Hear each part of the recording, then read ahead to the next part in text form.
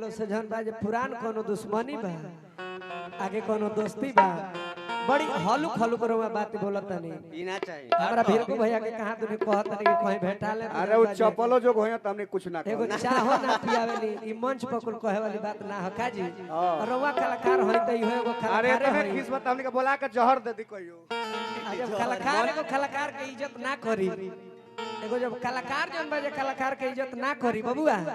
तो जनता कहां से इज्जत करी ना तो ध्यान देहल जाओ आहा जब झलिवा है के मुआ देबो त तू का करबो जे कलाकार जो के तनी आवाज तेरे उठा दी जे कलाकार की बेंजो बढ़ा इज्जत दीजिए। ना कर लो कलाकार के का आहा छोड़ जाए दे कोनो बात नहीं खेऊ प्रेम हो भैया के ये प्रेम हो ये हो प्रेम में रोवा सबके कहले बा प्रेम तबाई करे स्कॉर्पियो में बैठा तनी जा हां बानू हमका प्रेम नहीं के ओ बात से नाराज नहीं खे होके के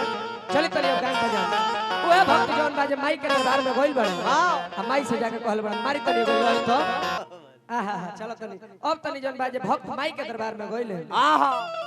माई से जाके कहले बड़ी सुंदर लय लागल बा भरत शर्मा हमर चेले में काफी बड़ा सा ओए भक्त जौन बाजे माई के दरबार में गइल बड़े आओ माई से कहत रे का हाय हाय हाय अरे की हे बीड़ा वाली अरे सुमिरन में आवा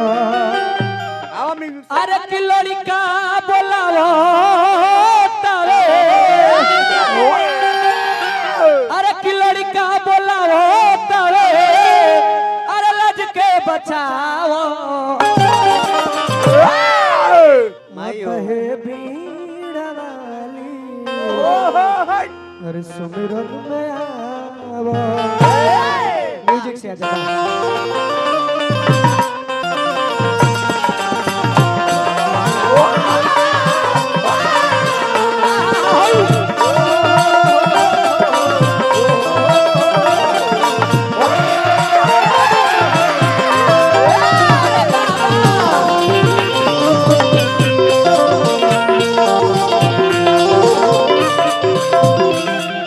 ए बबुआ ए बेरा जौन बाजे तेरा समय दूसर हो गइल हां हां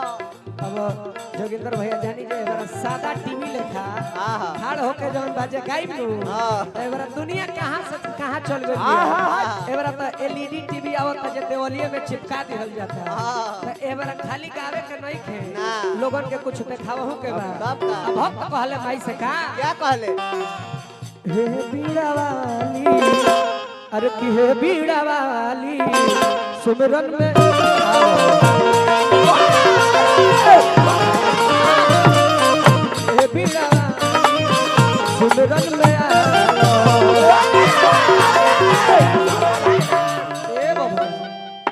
होई तो लड़का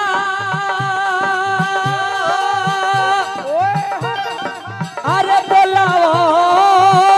तारे लड़का बोलाओ तारे लड़का बोलाओ तारे लाज के बचाओ दर्शन कि माई हो बोल बेटा हमरा के कुछ रुपया पैसा धन दौलत ना चाहिए हमरा के चाही तो का चाहिए अरे कि लड़का बोलाओ तारे लड़का बोलाओ तारे लाज के बचाओ बबुआ हो तो खाली गाइए बजाई के ना खाली नाच कूद के कहे के लगे वैसे। फिर होई तो कद हलो प्यास ना कबे बारे प्यास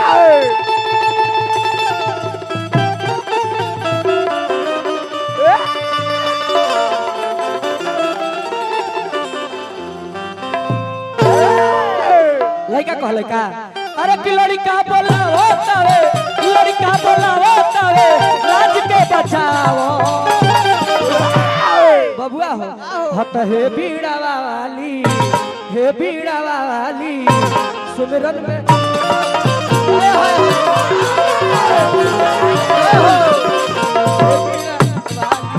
सुमिरन में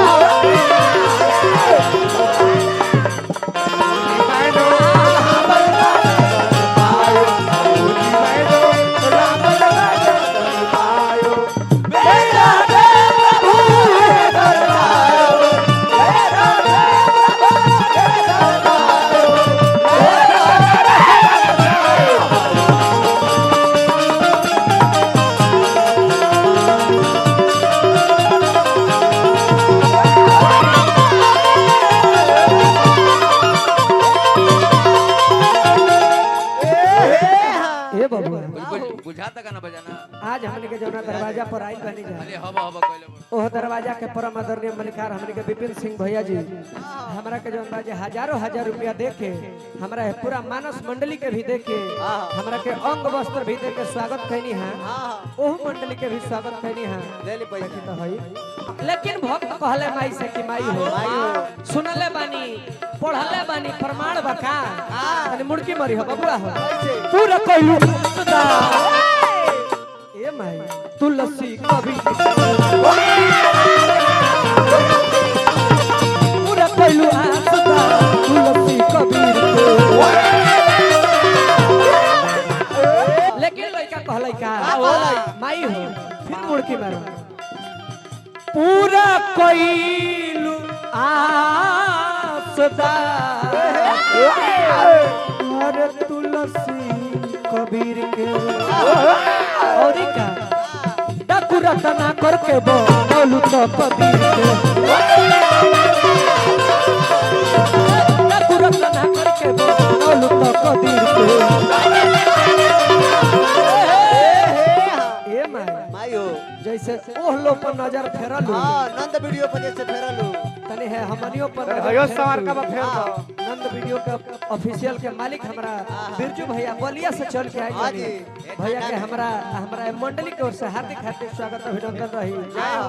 बार-बार जौन बाजे स्वागत करब हमरौरा के कि हमनियो जसपुरबक कलाकार के जौन बाजे प्रोग्राम रिकॉर्ड करे खातिर बलिया से चल के आइल बानी ये ठंडा में ए